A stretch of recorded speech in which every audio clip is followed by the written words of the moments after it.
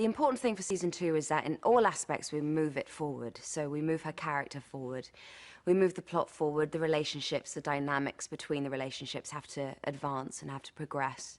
And in many ways it has to be bigger, bolder, brighter, funnier, smarter, to give the audience more of what they want and what they got from the first season, which they kind of took into their hearts, which was the character of Peggy being tenacious and determined and overcoming her own personal obstacles in order to get the job done and save the day. And because she's in such a different place from season 1, where she was grieving over Captain America, she's now at a place where she can move on. So she finds herself in a love triangle between Daniel Souza, who we know from season 1, there was a chemistry there, and a new person that comes into her life, a very dashing scientist. And so between the three of them, they're kind of stuck in this difficult place of figuring out what's appropriate in the workspace or not. And we also learn actually that Peggy's got a lot more demons than she initially thought, in that it's very, very hard for her to allow people to help her.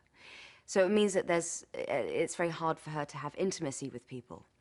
And it's only when she gets quite desperate and when she kind of becomes impaled, basically, that she has to give herself over to other people to look after her. And so I think personally that's kind of a new thing for Peggy.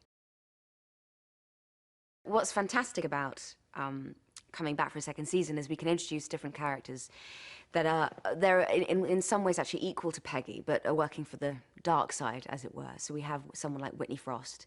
Again, it's great to have a strong woman as her nemesis, who's her equal in so many ways, and in fact well, she's a genius. So she's a huge challenge for Peggy, and so that causes all sorts of exciting scenes and tension between two women who are effectively playing psychological warfare together. And then you also have the love triangle between Souza and Dr. Wilkes, and Dr. Wilkes, who comes into her life to help her with the kind of action-packed plot.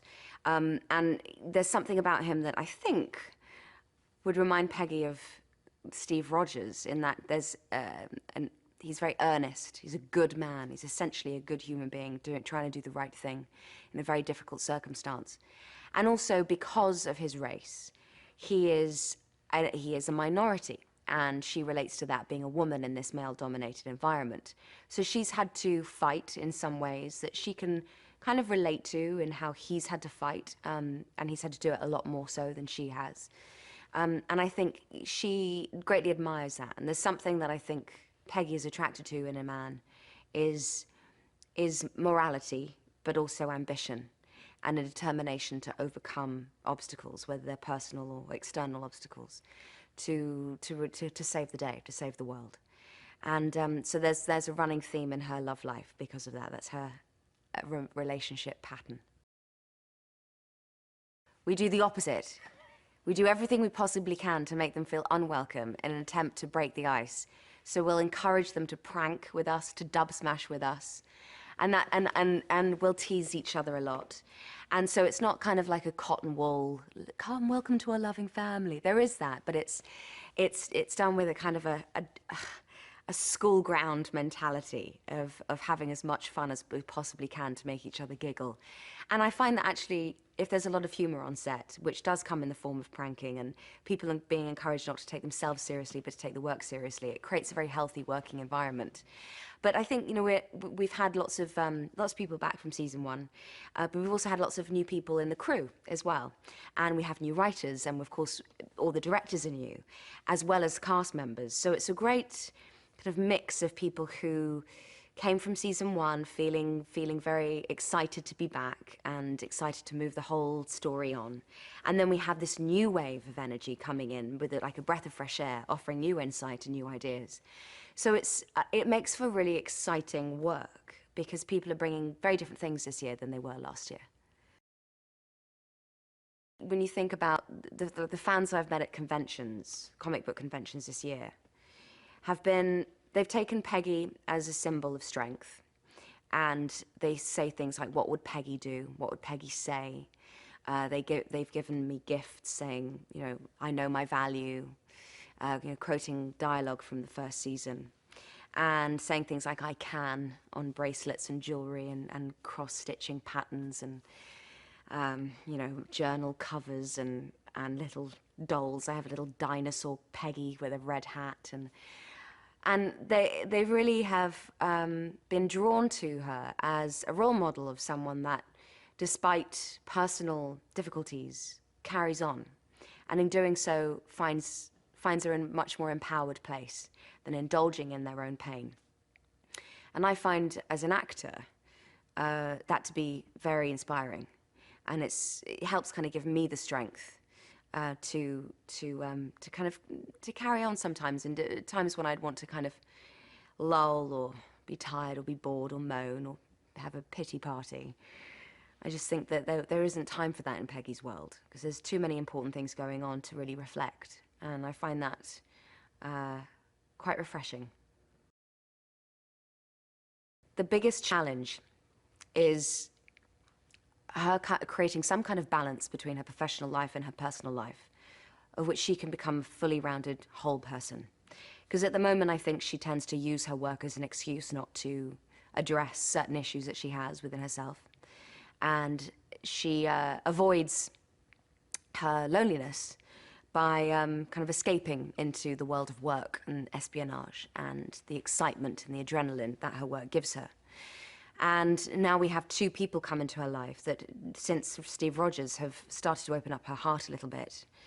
It's very hard for her to ignore that, because they're such powerful presences in her life, and they're really cute and good looking, that it's hard for her not to take notice of them. So I think it's going to be very much this season about her coming to terms with what is it she wants as a woman, and where she needs to be in the workplace. I don't think, again, like with season 1, when we discovered towards the end that she doesn't need to prove herself to anyone. She just wants the opportunity to get the work done, and she has to fight very hard these what she considers completely pathetic obstacles, just to be able to fight the bad guys and to be the soldier and the spy that she was trained to be.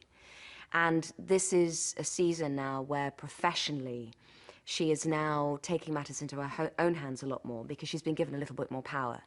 And it's a lot more dangerous territory for her, because she has room to make mistakes. And the mistakes that she makes could prove fatal for other people or for herself. So the stakes are higher this year professionally, but then also emotionally too.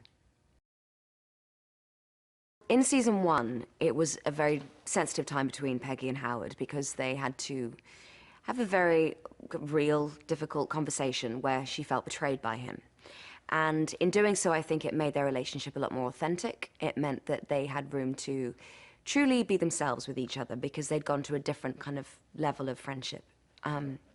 And so because of that, they're now, you know, what we know about Howard and Peggy's relationship is that they have respect for each other. She understands that he's, you know, a womanizer, and that's just part of his character. But she also understands that he doesn't see her just as, you know, an attractive woman, that he sees her as someone who is capable and that he can trust. And they're equals in that respect, which is an amazing kind of quality for both of them to have for each other. And so he comes in, and he often sets up he sets up kind of ways for her to kind of get fully involved in the adventure.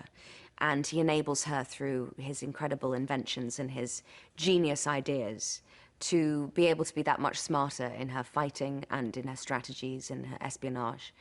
And they're kind of the kindred spirits. So it's great to have him back, because he's part of the Agent Carter family. He's part of the thread that makes up this tapestry. And it's very important that he has a kind of a pivotal role in this season.